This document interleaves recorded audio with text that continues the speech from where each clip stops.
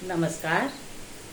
मैं रीता उपाध्याय आज सीता माता द्वारा दिए गए श्राप का वर्णन कर रही हूँ। कैकेयी की जिद के आगे दशरथ की एक भी न चली। उन्हें मजबूरन राम को वनवास का आदेश देना पड़ा। रामचंद्र जी वन की तरफ चले और उनके साथ लक्ष्मण भी हो लिए। सीता माता भी कहाँ पीछे रहने वाली थी। वे भी अपने पति धर्म का निर्वाह करने के लिए श्री रामचंद्र जी के साथ साथ चली। दोनों ने और लक्ष्मण ने वन के लिए प्रस्थान किया। इधर दशरथ आदेश देने के बाद बहुत ही शोकाकुल हो गए और पुत्र वियोग में उनका प्राणांत हो गया। रामचंद्र जब वन में पहुंचे तो उन्हें पिता के स्वर्गवास की खबर मिली। वे बहुत शोकाकुल हो गए। अब पिंडदान का थोड़े दिन के बाद समय आया तो उन्होंने एक पंडित को तलाश किया। पंडित ने कुछ सामग्री की व्यवस्था की। जब पंडित ने पूरी सामग्री की व्यवस्था की तो उसमें और भी कुछ त्रुटि रह गई थी। कुछ अन्य सामानों की भी जरूरत थी।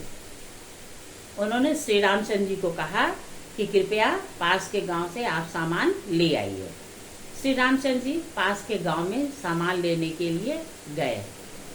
बहुत देर तक वे नहीं आए तो सीता माता ने लक्ष्मण जी को राम की खोज में भेजा। अब लक्ष्मण जी भी समय पर नहीं आ रहे थे तो ब्राह्मण से पूछकर सीता माता ने सही समय पर पिंडदान करने का निर्णय लिया। यूं तो पिंडदान पुत्र का काम है, किंतु यदि पुत्र नहीं थे तो उनकी जगह पर शुभ मुहूर्त में सीता जी ने ही 4 लोगों को साक्षी बनाकर पिंड का दान कर दिया। उन्होंने साक्षी बनाया वटवृक्ष, ब्राह्मण, फल्गुनती, गाय और कौवा। इन 5 लोगों को साक्षी बनाया और जल्दी जल्दी पिंडदान उन्होंने कर दिया। कहते हैं कि दशरथ ने हाथ बढ़ाकर पिंड को स्वीकार कर लिया और आकाशवाणी हुई कि तुम्हारी पूजा सफल हुई और संपन्न हुई। थोड़ी देर के बाद श्री रामचंद्र जी लक्ष्मण के साथ आ गए तो उन्होंने कहा कि पिंडदान अब मैं करूंगा। सीता माता ने कहा कि शुभ मुहूर्त निकला जा रहा था, इसीलिए मैंने इन 5 को साक्षी बनाकर पिंडदान कर दिया है। रामचंद्र जी बहुत क्रोधित हो गए।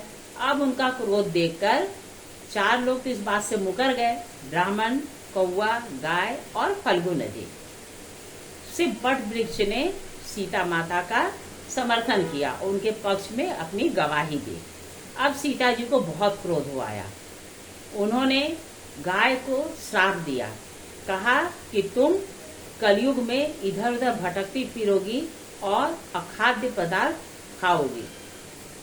कौवे को उन्होंने श्राप दिया, तुम सदैव लड़ झगड़ कर ही खाओगे, तुम्हें आसानी से भोजन प्राप्त नहीं होगा। इसलिए देखिए आज भी कौवे कांव कांव करते हैं और जहां भी बैठते हैं उसे उड़ा दिया जाता है।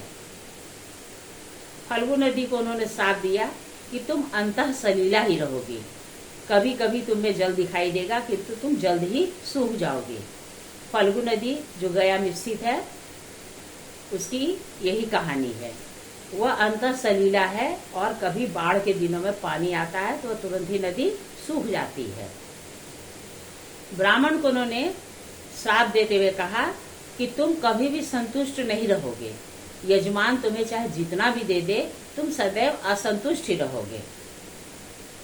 अब वट वृक्ष ने चूंकि सीता जी के पक्ष में गवाही दी थी तो उन्होंने कहा कि तुम्हारी महिमा का गान लोग करेंगे और पतिव्रता पत्नियां तुम्हारे जड़ की पूजा करेंगे, अपने पति की मंगल कामना करने के लिए लोग तुम्हारी छाया में बैठेंगे। आज भी ये सारी बातें सत्य प्रतीत होती है। कहिए ये कहानी आपको कैसी लगी? अगर अच्छी लगी हो तो प्लीज लाइक और सब्सक्राइब कीजिएगा। नमस्कार।